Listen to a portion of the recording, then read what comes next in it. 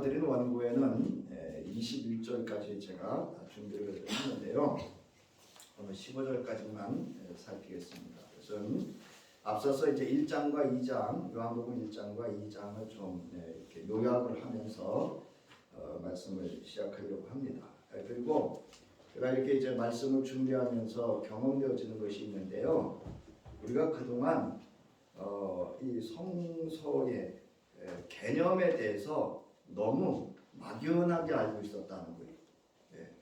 하나님의 나라는 또 영생은 뭐 이런 생명은 빛은 이런 의미에 대해서 우리 생각으로 성경을 봤다는 겁니다.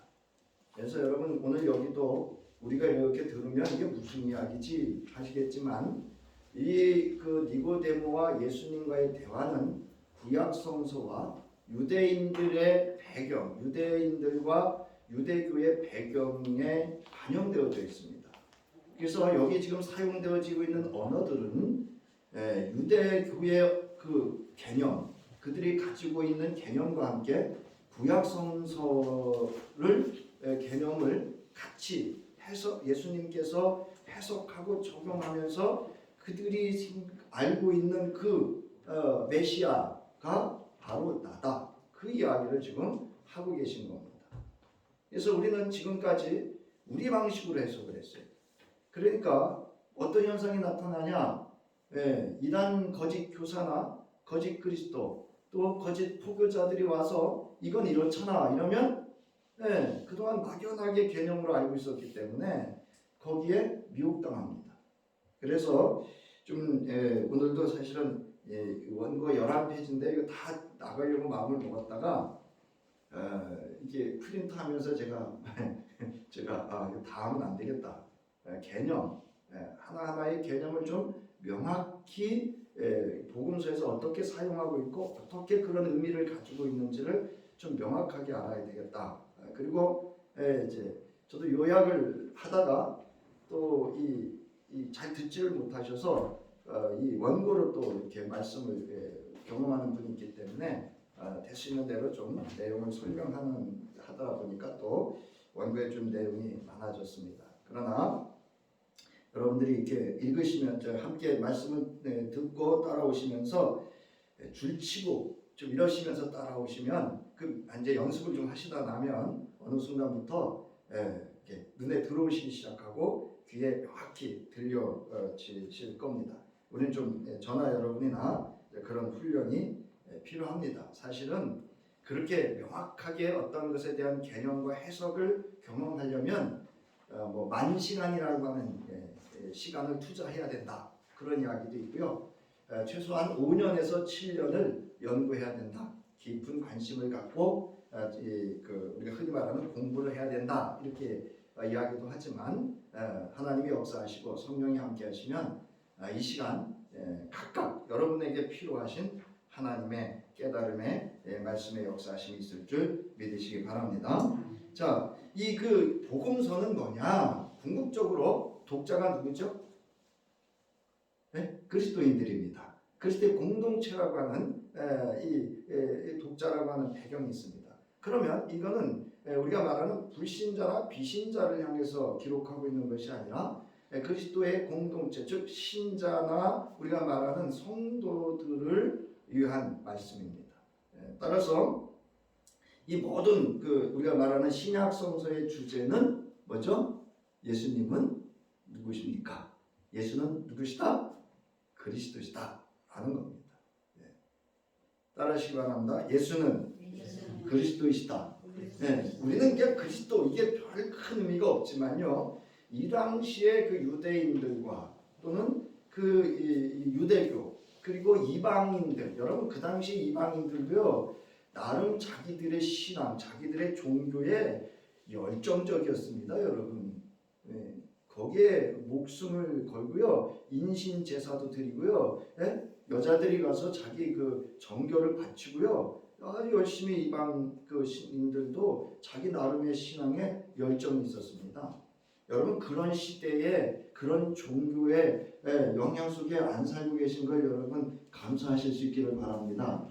여러분 제가 가끔 말씀드렸잖아요. 고린도 지역 같은 데는요 처녀들이요 신전에 들어가서요 2년을요 자기 순교를 바쳐서 정결을 바쳐서 헌신을 하고 그 다음에 결혼을 해요. 그래서 고린도 지역에 있는 그 남자들이요 알코올 중독자가 그렇게 많았대잖아요. 거기 누가 가요? 자기 딸이 가고 자기 누이가 가고 또 자기 누가 가요? 아내 될 사람들이 가는 거 아니에요. 그걸 신의 이름으로 그런 시대에 살았다고요. 그곳에 바울이 가서 복음을 전했어요. 그때 성령의 역사가 강력하게 나타납니다. 그 중에서도 지식의 말씀, 지혜의 말씀, 예언의 말씀, 영분별의 역사, 방언과 통변의 은사가 왜 나타나는지 이제 아시겠죠? 그 신전의 그 종교적인 영향과 그리스도의 영이 이겨내려면 그런 성령의 역사하심이 없으면 안 됐기 때문입니다. 아무튼 여러분 예수는 그리스도라고 하는 것은 구약 성서를 이렇게 한 단어로 딱 이렇게 요약하는 겁니다. 이제 아셨죠? 그리스도라는 단어가 뭐냐면 창세기부터 말라기까지를 한 단어로 딱 함축한 게 뭐라고요? 그리스도라는 단어입니다. 즉 메시아, 히브리어로는 메시아, 헬라어로는 그리스도라는 겁니다. 즉 구약에 예언된 메시아가 이 땅의 인류와 모든 피조물 즉 세상을 구원하고자 하시는 하나님의 뜻을 이루기 위하여 인간의 모습으로 오신 것입니다. 이 그리스도 예수에 대하여 요한복음 저자는 1장에서 말씀으로 하나님과 함께 존재하셨고 말씀으로 하나님의 창조 사역을 이루셨습니다. 창조된 모든 것은 말씀이신 그리스도 예수로부터 생명을 얻게 되었다고 증언합니다. 그리고 그 생명은 사람의 빛이었다고 합니다. 즉 이 세상의 모든 사람을 구원하기 위한 무슨 빛으로 오셨다고요? 생명의 빛으로 오셨습니다. 여기 중요한 단어 뭐냐면 따라 생명입니다. 이 생명은 뭐냐면 우리가 말하는 영생입니다. 하나님의 나라입니다. 하나님의 존재 양식입니다. 여러분 하나님은 어떤 존재로 존재하시죠? 영원히 살아계신 분으로 존재합니다. 맞죠? 그 생명을 말하고 있습니다. 자, 이 생명의 빛은 누구죠? 그리스도 예수입니다. 하나님의 생명 곧 영생입니다. 이 영생이 그리스도 예수 안에 있습니다. 그리고 그 예수가 세상의 빛으로 오신 겁니다. 자, 여기서 생명이라는 단어인데요. 생명이라는 단어는 영원한 생명의 근원이신 하나님의 존재를 의미합니다. 앞서 말씀드렸죠. 복음서는 누가 읽는다고요? 신자들이 읽어요. 그러면 신자들이 갖는 그 의미가 있겠죠. 삶이라는 게 뭐죠? 생명이 사는 걸 삶이라 그래요. 그걸 함축한 게 삶이에요. 살림이라는 단어도 생명이 살아가는 모든 그 행동 그런 것들을 한 단어로 그냥 삶 또는 살림 이렇게 얘기를 합니다. 이 생명은 하나님이며 이 생명이 참 하나님 즉 하나님의 아들 그리스도 예수께 있습니다. 왜 참 하나님이라고 붙이는가 하면 원래 이 하나님이라는 단어가 히브리어는 엘 또는 엘로힘입니다. 그리고 헬라어로는 데오스 또는 세오스라고 해요. 근데 그 당시에 다른 종교들의 신도 엘입니다. 엘이라는 표현을 써요. 그리고 엘로힘이라는 단어가 원래는 앞에 정관사나 어떤 문맥이 딱 이렇게 여호와 하나님 이러지 않으면 신들로 번역할 수 있습니다. 그래서 창세기 1장의 하나님은 신들이에요. 그게 뭐냐면 성부, 성자, 성령 하나님의 사역이 창세기 1장에 나타난 하나님을 의미합니다. 맞죠? 네, 맞습니다. 진리입니다. 또한 하나님과 그리스도로부터 얻은 신자에게도 이 생명 즉 영생이 있습니다. 여러분 믿으시기 바랍니다. 내 안에는 지금 내가 이 땅에서 육신으로 호흡하는 생명도 존재하지만 내 안에는 그리스도 예수로 말미암아 영원한 하나님의 생명이 즉 하나님이 존재하시는 줄 여러분 믿으시기 바랍니다. 여러분 하나님의 생명입니다. 자, 영생은 생명이신 하나님이시며 하나님 나라 존재성을 의미합니다. 자, 여러분, 하나님 나라도 일시적인 건가요? 영원한 건가요?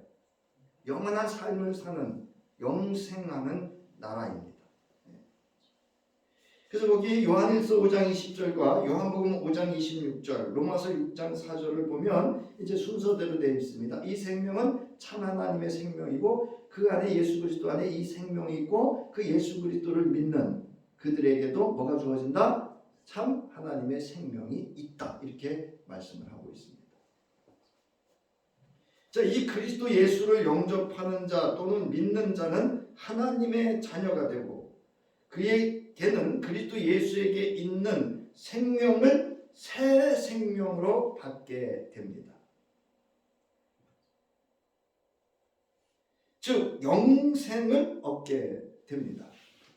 자, 저와 여러분이 예수 그리스도를 믿고 그러면 우리에게 새 생명이 주어졌는데 이 새 생명이 뭐라고요?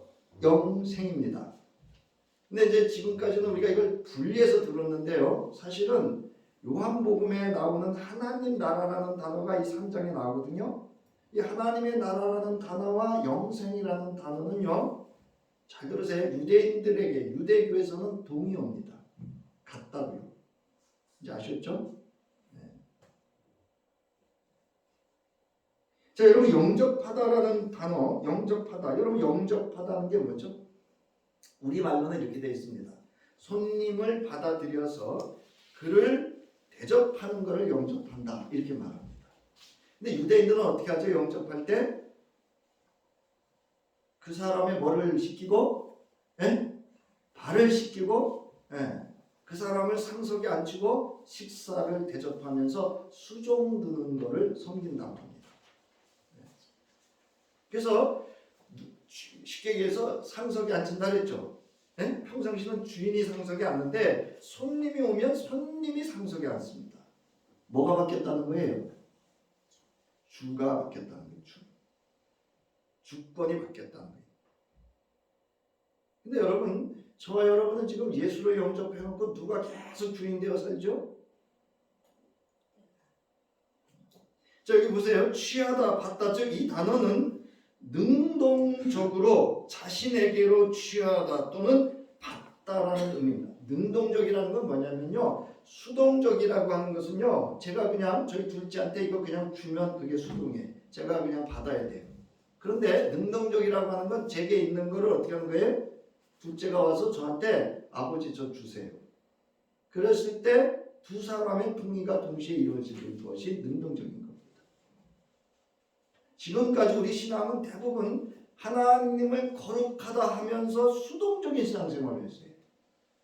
여러분 신령과 진정으로 예배한다는 건요 수동적인 게 아닙니다.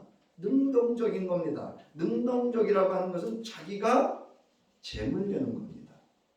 자기가 죽는 거예요. 자, 여기 요한복음 1장 우리 잘 아시죠? 12절부터 13절 이 세 번역인데요. 함께 읽겠습니다. 시작. 그러나 그분을 맞아들이고 믿는 사람들에게는 하나님의 자녀가 되는 특권을 주셨습니다. 그들은 혈육으로나 육정으로나 사람의 욕망으로 난 것이 아니라 누구에게서 났다고요? 하나님에게서 났습니다. 그런데 우리는 내 믿음으로 난 줄 알아요. 여기 보면 그분을 맞아들이고 영접하고 믿는 사람들에게는 하나님의 자녀가 되는 뭐를 주셨다고요? 특권을 주셨습니다. 특별한 은혜를 우리가 경험한 겁니다. 자, 그 다음에 여기 영생이라는 단어는요 두 개가 합쳐진 거예요. 영원하다라는 것과 생명, 즉 조회라고 하는 앞서 배웠죠. 생명, 아이오니비오스라고 하는 그 영원하다라는 뜻이 합쳐진 거예요. 이거는 시작이나 끝이 없는 생명, 즉 영원한 생명 또는 삶을 의미합니다. 이는 하나님과 그리스도의 존재 양식이고 나가 누가요? 저와 여러분이 이 존재 양식입니다. 믿습니까? 그래서 이 영생이란 우리 기독교에서 쓰는 영생, 불교에서 쓰는 영생이 있어요, 여러분. 또 일반 사회에서 쓰는 영생이 있어요. 우리가 쓰는 영생의 개념으로 자꾸 예수 믿고 죽어 천국 간다는 거죠. 그건 여러분 성경의 아주 한 부분을 얘기하고 있는 거예요. 전체 이제 오늘 여기 들림에 대해서 얘기하겠지만 전체를 볼 때는요 죽어가는 곳이 천국 아닙니다. 여러분 꼭 죽어서만 가는 게 천국인가요? 여러분 그건 성서가 틀린 거예요. 아닙니다. 여러분 예수님이 말씀하시잖아요. 나를 믿는 자는 살아서도 영원히 살고 죽어서도 뭐라고요? 영원히 산다고요. 자 여기 보세요. 이건 그 성경 사전을 참조한 겁니다. 그리스도를 믿고 하나님과의 새롭고 영속적인 관계에 들어가는 것. 영속적인 관계입니다, 여러분. 내가 뭐 좀 마음이 불편하다고 해서 덧다리 홀랑 싸가지고 집에 들어가고 이거 여러분 영속적인 관계 아니에요, 여러분. 그래 보세요. 새로운 생명을 덧입는 것입니다. 그 다음에 하나님과 예수 그리스도를 뭐라고요? 아는 겁니다. 경험하는 겁니다. 그 다음에 예수를 믿고 거듭남과 함께 그리스도 예수의 다스림이 시작되는 경험. 여러분 거듭났다는 게 뭐냐면요. 내 주권이 바뀌었다는 거예요. 하나님께로 났다는 얘기는 하나님의 주권의 그 통치 속에 다스림을 받는다 그 뜻이에요. 그리스도 예수께서 다시 세상에 오시는 날, 잘 보세요. 예수께서 다시 세상에 오시는 날 완성되며 이후 영원히 하나님의 영화로움에 참여할 수 있는 그리스도인의 궁극적인 존재 양식입니다. 여러분 언제 우리가 완전한 하나님의 영화로움에 참여하느냐? 언제죠? 주님이 다시 오시는 그날입니다. 죽어가는 거 아니에요. 잘못 가르치는 거예요 사실은. 성경 어디에도 보세요. 죽어간다 하지 않았어요. 여러분 성경은 죽었다 그랬어요? 잔다 그랬어요? 잘 보세요. 잔다 이렇게 말합니다. 자, 요한복음 17장 2절부터 3절을 함께 읽겠습니다. 시작. 아버지께서 아들에게 주신 모든 사람에게 영생을 주게 하시려고 만민을 다스리는 권세를 아들에게 주셨음이로소이다. 영생은 곧 유일하신 참 하나님과 그가 보내신 자 예수 그리스도를 아는 것입니다. 여러분 예수 아세요? 여러분 하나님을 아세요? 여기 보세요. 모든 사람에게 영생을 주게 하시려고 만민을 뭐하는 권세를 주셨다고요? 다스리는 권세를 주셨다고. 이건 나라입니다. 그러니까 우리 신앙이라고 하는 건 뭐냐? 예수 그리스도의 다스림을 받는 거예요. 다른 게 아닙니다, 여러분. 자, 이 그리스도 예수는 나의 존재와 신앙에 있어 어떤 분으로 고백, 증언되고 있는가 하는 겁니다. 이게 중요한 거예요, 사실은. 자, 세례자 요한은요, 보라, 세상 죄를 지고 가는 뭐라 그랬어요? 하나님의 어린 양이다. 6월절 어린 양을 의미합니다. 그 다음에 안드레는요, 자기 형제 시몬에게, 빌립은 나다넬에게 자신이 누구를 만났다 그랬어요? 메시아를 만났다. 이렇게 얘기를 합니다. 그 다음에 여러분 왜 굳이 신약이 그리스도 헬라어잖아요? 근데 굳이 히브리어를 썼냐는 거죠. 이거는 유대인들의 메시아관을 의미합니다. 그 다음에 나다넬은 뭐라 그랬어요? 선생님은 뭐라고요? 하나님의 아들이시고 이스라엘의 왕입니다. 아주 제한적이죠? 메시아인데 이스라엘을 구원하시기 위한 왕이다 이렇게 얘기를 합니다. 이 사람도 어디에 갇혀 있어요? 유대교 안에 갇혀 있습니다. 자, 베드로 보세요. 베드로는 마가복음 16장 16절에 함께 있습니다. 시작. 시몬 베드로가 대답하여 이르되 주는 그리스도시요 살아계신 하나님의 아들이십니다. 우리는 여기 주라는 단어 썼는데요. 원래 없어요. 당신은 이런 뜻이에요. 납비는 당신은 하나님의 아들이고 뭐라고요? 하나님의 아들이고 그리스도다 이렇게 얘기를 합니다. 여기서 헬라어로 딱 바꿔요. 자, 그 다음에 마가는 마가복음 1장 1절에서 하나님의 아들 예수 그리스도의 복음의 시작은 이러하다 이렇게 됩니다. 그 다음에 도마는 부활하신 예수를 만난 후에 함께합니다. 시작. 나의 주님이시요 나의 하나님이시요. 여러분 이 고백이 저와 여러분의 고백이 되어야 합니다. 예수는 나의 뭐예요? 주고 나의 뭐예요? 하나님이셔요. 바울은 십자가에 달려 죽고 장사된 지 사흘 만에 부활하신 예수가 뭐라고 증언하죠? 그리스도라고 증언합니다. 왜? 경험했기 때문에. 자기가 십자가에 죽으신 그 부활하신 예수를 담액색 도상에서 경험했기 때문에. 사랑하는 성도님, 지금 오늘 나에게 있어 예수는 어떤 분으로 고백되어지고 있으며 증언하고 있습니까? 너희는 나를 누구라 하느냐라고 주님께서 제자들에게 물으셨던 물음에 대하여 깊이 자신을 돌이켜 고백하고 여러분 늘 확인해 봐야 돼요. 여러분 아침이면 주님을 불러보세요. 예? 아침에 일어나시면 침상에서 불러보세요. 나의 주님, 나의 하나님, 나의 그리스도. 뭐 하루를 시작해도 하나님도 안 불러보고 그냥 시작해. 알람 보고 스마트폰 보고 그냥.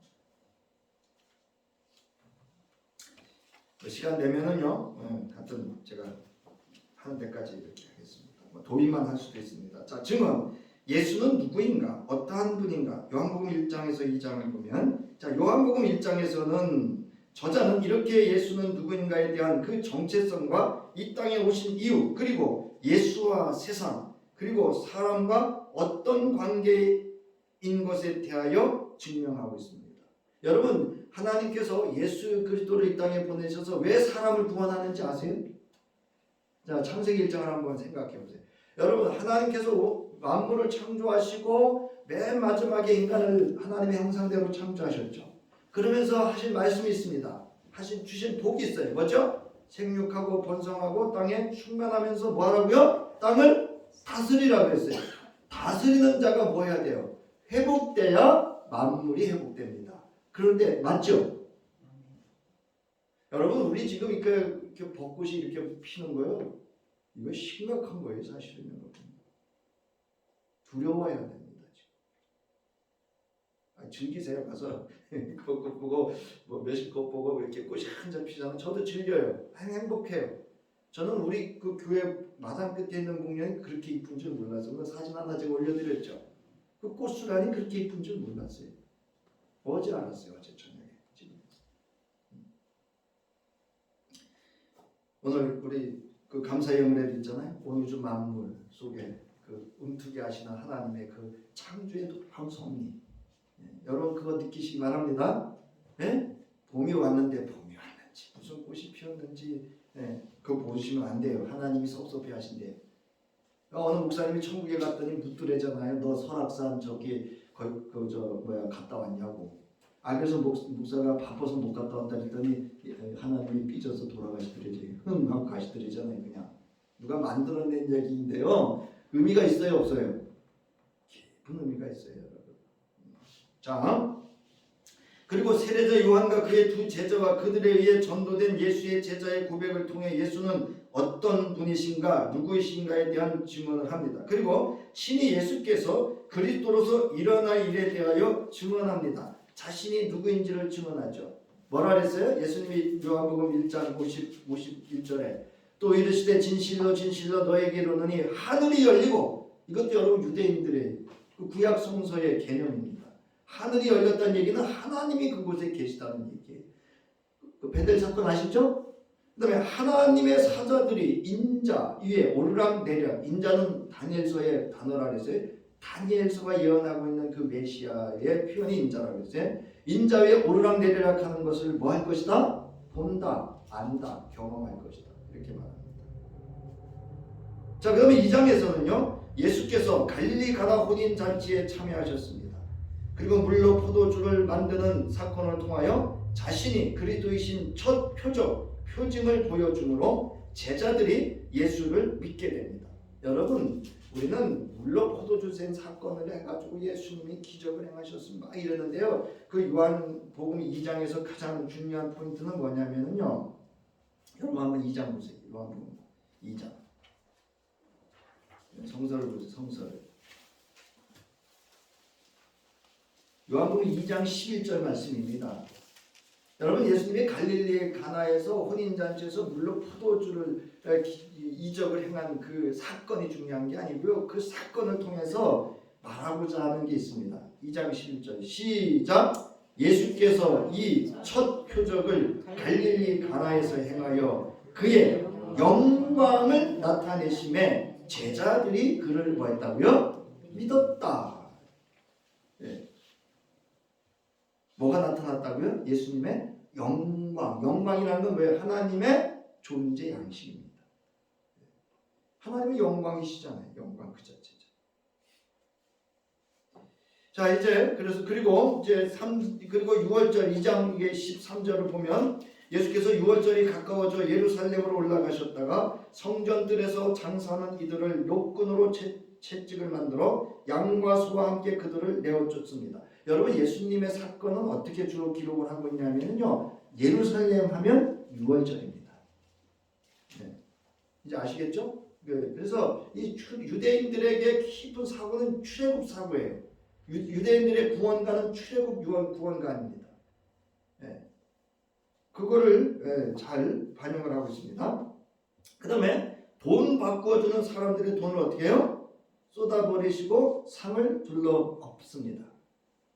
그 다음에 비둘기 파는 사람들, 여러분 비둘기 파는 사람들은 누구냐면, 여러분 비둘기 파는 사람은, 비둘기는 누가 드리는 제물이죠?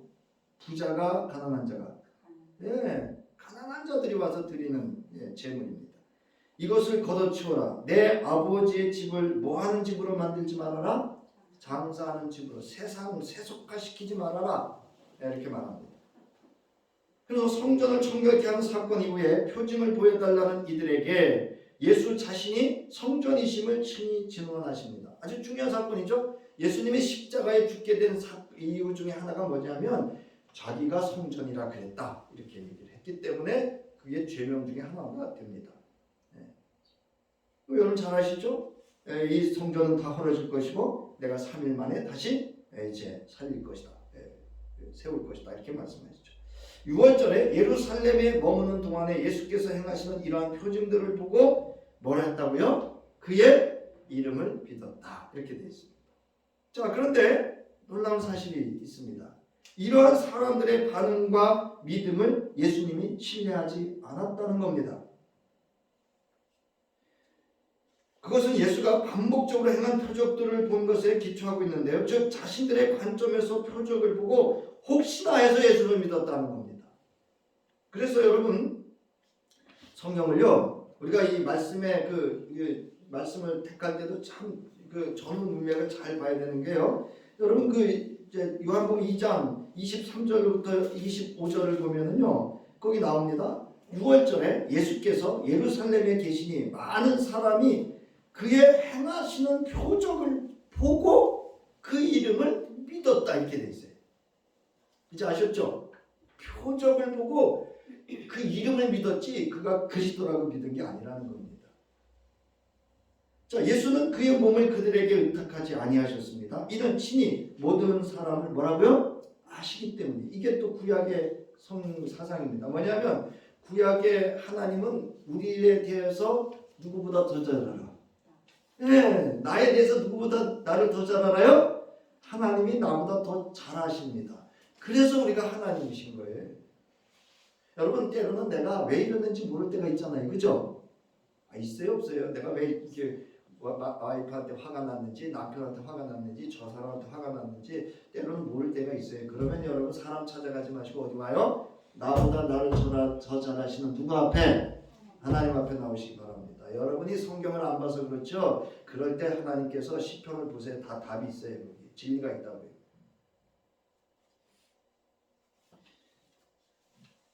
자, 여기 표적, 세메이온이라는 단어인데요. 이건 뭐예요? 확신시키는, 확증하는, 증명하는 특징으로서 예수께서 메시아이심을 드러내는 수단으로서의 이적을 가리키는데, 이 예수를, 그 이적을 가르치는 예수를 그리스도로 믿는 게 아니라는 겁니다. 그러므로 예수께서는 이 사람들을 의지하지 않았습니다. 이 모든 사람들을 알았기, 그 속마음을 알았기 때문에. 유대인들이 거기 나오죠. 유대인들의 신앙에 따르면 하나님은 사람들의 마음속을 샅샅이 하시며 사람들의 생각을 감찰하시고 심판하신다. 이게 이제 구약 성서의 하나님이시죠. 예수께서는 사람의 마음속에 무엇이 있는지 정확하게 알고 있었습니다. 그러므로 예수께서는 어떤 증인이나 증언도 필요하지 않으셨습니다. 이제 이게 다다음 주가 될 것 같은데요. 정말 중요한 것은 이제 요한복음에서 예수가 내가 그리스도라고 스스로 말씀하시기 시작합니다. 나는 생명의 떡이다. 나는 부활이다. 나는 진리다. 나는 길이다. 이러시면서 예수가 누구이신지 어떤 분이신지, 즉 그리스도가 누구신지 어떤 분이신지를 친히 증명하십니다. 우리는 거기에 주목해야 돼요.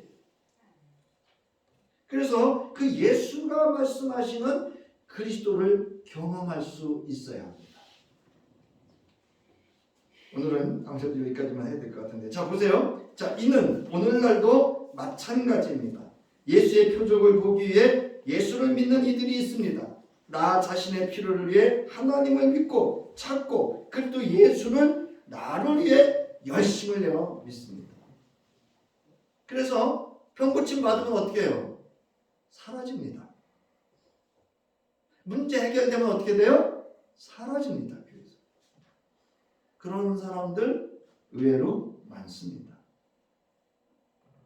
여기 보세요. 내가 잘되고 복받고 싶어서, 내 꿈과 소원을 성취하고 싶어서, 내가 성공하고 내가 행복해야 하니까, 내 남편 사업이 잘 되어야 하고, 내 자식이 좋은 대학 직장 가야 하고, 이런 내가 나를 위해, 나만을 위해서, 나의 이런 목적을 위해 하나님이 그 수단으로 필요한 겁니다. 즉 하나님을 믿는다는 것을 빙자하여 하나님을 이용하여 자기의 사리사욕을 채우고 자신의 안위를 위한 자신의 자아를 숭배하고 있는 겁니다. 이러한 기복신앙의 뿌리를 두고 예수 믿고 복받자, 잘되자, 만사형통하자 등, 이것은 성서가 말하는 하나님도 믿음도 복도 잘됨도 가르침도 아닙니다. 여러분, 예수 믿고 복받는 것이 아니라, 잘 들으세요, 예수 믿는 것이 이미 복인 줄 믿으시기 바랍니다. 복 중에 복은 내가 누구를 믿는다는 거예요? 예수를 그리스도로 믿고 예수를 그리스도로 아는 겁니다. 예수 믿는 것 자체가 이미 잘된 거예요, 여러분. 그게 형통입니다. 맞죠? 그런데 이런 자기중심적인 복음, 인본주의적인 신학, 번영주의적인 신앙과 가르침을 사람들은 얼마나 좋아하고 열광하는지 모릅니다. 저도 그러한 설교할 줄 압니다. 그것은 예수께서 가르치시고 원하는 믿음이 아닙니다. 그러기에 예수가 이 땅에 인간의 몸을 입고 오셔서 그 순환과 고난과 고통을 당하시고 생명 내어 십자가에 달려 죽기까지 하신 거 아닙니다, 여러분. 아니, 예수님이 미쳤습니까? 여러분 잘 되라고 그냥, 여러분이나 그냥 잘 되라고 여기 죽으셨겠어요? 아니, 그러시는 분은 정신이 없는 분이죠. 생각해 보세요. 여러분, 예수 믿어도 고난 있어요. 예수 믿어도 실패 있어요. 예수 믿어도 병 들어요. 예? 예수 믿어도 여러분 고통과 고난과 순환과 역경과 수치, 조롱 다 당할 수 있습니다. 그러나 그 예수 그리스도가 나의 누구라는 거? 주이시고 구원자이시고 하나님이시라고 하는 것. 그래서 그 모든 것을 이길 수 있는 뭐예요? 승리자가 되어줄 수 있는, 나의 승리할 수 있는 힘과 용기가 될 수 있다는 것이 여러분 복인 줄 믿으시기 바랍니다. 자 보세요. 오늘 한국 기독교 교회 신자들 안에 이러한, 제가 가끔 표현하잖아요, 무당신앙, 미신적인 신앙, 잘못된 신앙과 가르침이 여러분 고착화되고 팽배해 있다 해도 여러분 과언이 아닙니다. 그러나 또 이거 여러분 없는 거 아니에요? 예수 믿고 여러분 사업도 잘 되시고 자녀도 잘 되시고 여러분 꿈도 이루시고 소원도 이루시고 가정도 잘 되시고 사업도 잘 되시고 믿습니까? 아, 이것도 있어요. 구약 성서나 쫙 보세요. 다 있죠. 자, 우리는 오늘 본문에서 예수의 표정만 보고 예수를 믿는 것으로 착각하며 따르는 무리들과 여러분 다를 바 없습니다. 자, 이제 아시겠죠? 이제 기독 신앙인들에게 요한복음 저자가 지금 뭐를 가르쳐 주고 있는 거예요? 예수가 그리스도라고 하는 그 본질 자체를 가르치려고 하는 겁니다. 표정만 보고 여러분 예수 믿지 말아요. 이 얘기예요 지금. 자, 이렇게 이후로 요한복음의 저자는 예수께서 그리스도이심을 독자들에게 점진적으로 예수의 말씀과 사건, 삶을 통하여 명확하게 증명해 갑니다. 그러므로 성서를 읽으며 주목해야 하는 것은 예수께서 친히 그리스도이심을 증거하시는 말씀과 사역에 대하여 아는 것과 여러분 믿는 겁니다. 여러분 성서에 있어서 예수 그리스도의 말씀과 그 사건에 대해서 여러분 아셔야 돼요. 그냥 안다는 건 내가 그냥 이렇게 지식과 정보로 아는 게 아니에요. 무슨 얘기인지 아셨죠? 경험되어져야 합니다. 그리고 그것을 믿어야 합니다. 그게 참 믿음이에요. 그럼 거기에 그리스도의 구원의 역사가, 능력의 역사가, 우리가 말하는 형통케 하시는 하늘의 복이, 하늘의 문이 열리는 역사가 있게 되는 겁니다. 그리스도 예수를 아는 것과 믿는 것을, 그리고 그리스도 예수 안에서 사는 것이 예수께서 말씀하시고 친히 삶으로 보여주셨던 참 믿음, 즉 진리입니다. 예수 그리스도 안에서의 이 믿음이 하나님의 구원을 받고 뭐라고요? 영생을 얻게 됩니다. 이제 마지막 한 말씀드리고 마치게. 제가 이 말씀을 준비하면서 이런 생각이 오늘 들었어요. 너 목사지? 네, 목사죠. 너 정말 그리스도로서, 그리스도인으로서 하나님의 말씀으로 살려고 몸부림치며 살고 있니? 여러분 잘 생각해 보세요. 정말 우리가 하나님의 말씀대로 살려고 몸부림치고 있는 그리스도인인지, 정말 예수를 그리스도로 믿는 우리가 신자인지 성도인지를 늘 확인해 봐야 됩니다. 저는 두려웠어요. 그 물음에 제가 답을 할 수가 없었어요. 저는 내가 몸부림치면서 그렇게 한 그리스도의 가르침과 말씀으로 그 삶으로 살려고 하지 않았다는 걸 알았어요. 여러분 이 한 주간도 여러분 이 믿음 표정만 보고 따르는 그런 껍데기의 믿음이 아니라 그 예수 그리스도의 영생, 그 생명, 그 근원적인 본질적인 참 믿음으로 예수 그리스도를 경험하는 그러한 한 주, 또 몸부림치면서 믿음으로 살아가는 승리하는 한 주 되시기를 주의 이름으로 축원합니다. 이제는 우리 주 예수 그리스도의 구속의 은혜와 하나님의 무한하신 사랑하심과 성령의 감동감화 역사 능력이 이제 예수를 알고 믿고 몸부림치며 그리스도인으로 살아가고자 결단하는 저희들 위에와 저희들의 가정과 기업과 자녀 위에 이제로부터 영원히 함께 하시기를 간절히 축원하옵나이다. 아멘.